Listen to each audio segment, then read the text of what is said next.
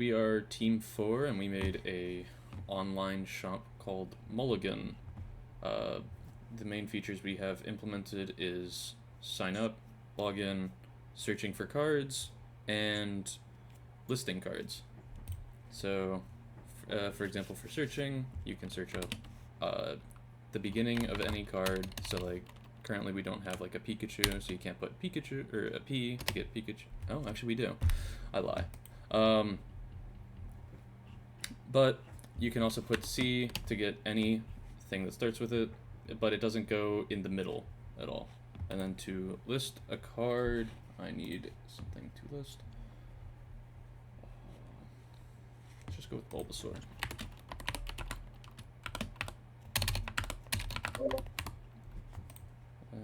Good. Price, let's say it's $5.99. And then a description. Just say we have this description. And then we can click to list, and we can see that it succeeded. And then we have to go back to the index. And then if we were to search for Bulbasaur, we can see that it is now here. And then you can't list without some of these. Like, if you were to put like that, you need to select all of the individual things. Oh, besides the description. The next thing we added was signups, which you're able to sign up with. As long as there isn't somebody with your username, you're able to sign up. So we'll do T4 with a totally secure password. You can sign up, and we can see that it succeeded. And then we go back, can go into login, and then say we somehow forgot our username and password, or maybe we just forgot our username. We get a username invalid, and say then we somehow forget our password. You can say it'll say the password is wrong, and then if we get it right, we are sent back to our login. And now we are going to be talking about the technologies we used.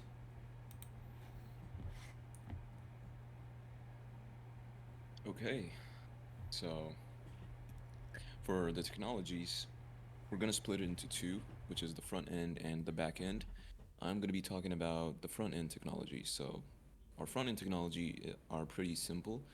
They're only HTML, CSS, and JavaScript. HTML is used for basically providing the structure for the Mulligan. The CSS is used alongside frameworks such as Bootstrap and Material UI to basically simplify and expedite the whole designing of the web page to make it modern. And the last one is JavaScript, which is basically used for interactivity of the website. And that is it for the front end.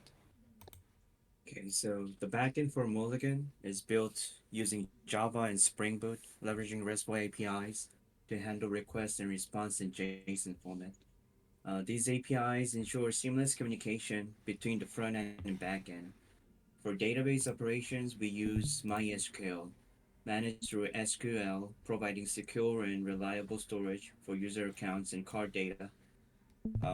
The application starts with Mulligan application.java, which initialized the Spring Boot framework and established a connection to the MySQL database. Mulligan controller.java serves as a central hub for API endpoints, handling tasks like card management, user authentication, and search functionality.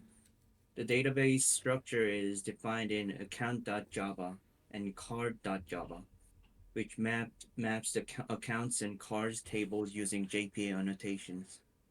Account repository.java and card repository.java simplify database operations such as searching, saving, and retrieving data. Core business logic is implement in Mulligan service.java, which bridges the controller and database layers. It validates users' input, manages card searches and additions, and handles the authentication process.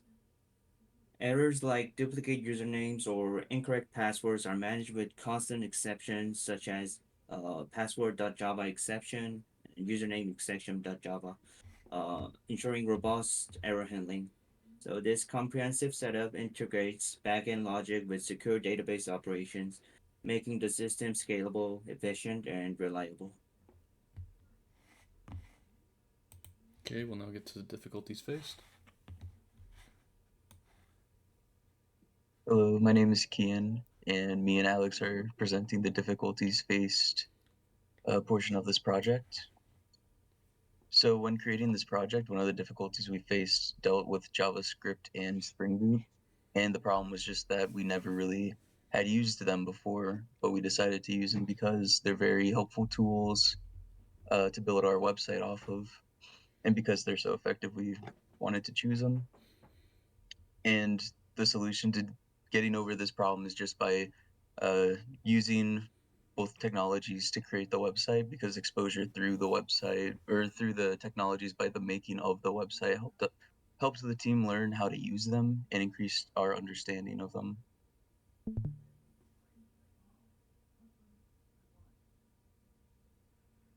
So our next problem was Mulligan uses databases for many of its features, such as card entries and account management. So when our group had to create testing for these features, we didn't want to alter the actual SQL databases that Mulligan operates with because we didn't want to cause a situation that deleted or created new data, such as card entries or accounts during testing. So our solution was to get around this was we set up mock databases using the Mockito framework to Mock-it 2 framework to create fake databases before the tests were committed.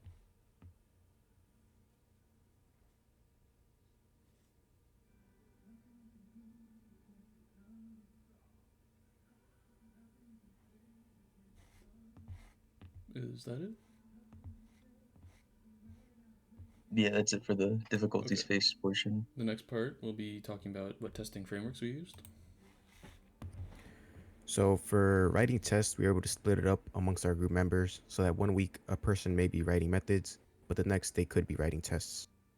By using Git and sharing our work, a member of the team could see the comments left by another person so that they were able to know what the method did and how to test it effectively.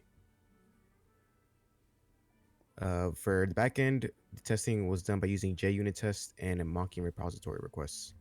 By doing this, we were able to mimic requests to our database that users would input when listing or viewing cards on our website. So the way that we ended up testing the front end was using Jest, and uh, by using Jest, we were able to determine whether user inputs would actually get sent to our backend and execute the request and make sure they were sending the correct information.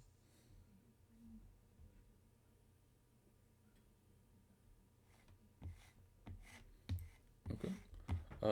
The next thing we'll show is our live coverage for all our tests. So starting from the top, this is the unit test for adding accounts, and we can show that we just ran all the tests. The green check mark next to it means that it ran successfully without errors. There's a lot. Okay, and then I think that was a integration test, which we'll do last. This is a unit test for searching for accounts. This is the way that we do logins to make sure they function correctly. And as we can see, they all pass those tests. This is how we add cards. Again, they all pass, despite the fact there's only one. That's a breakpoint. And again, this is the unit test for getting all the cards. This is the unit test for signing up, and every single one of these passed. And these are all commented out as they were not needed. Let's see. This one tests for searching for cards, and they all pass. Controller test. Oh, okay. This is testing our controller this is a unit test for our controller to make sure that when we send our requests, it does what it's supposed to with them. That's not needed. So then for our integration tests, these will mock the entire process and go through and test full pieces of the code. This specifically is for testing the accounts and making sure that that when you add an account or sign up, they function as appropriate through both the controller to the service to the database. And as we can see, they all pass. And then there's a card controller that does the same thing. And as we can see, it takes a bit as it has to boot the server to do. It fully functions. And then there is one more that I don't remember what it was called.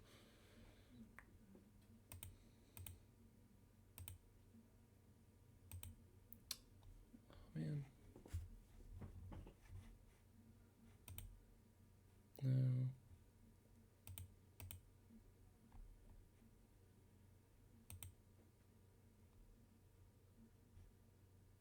No.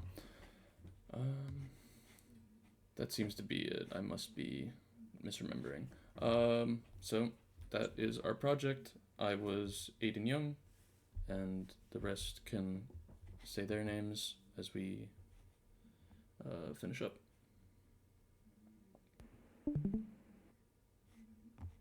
I've been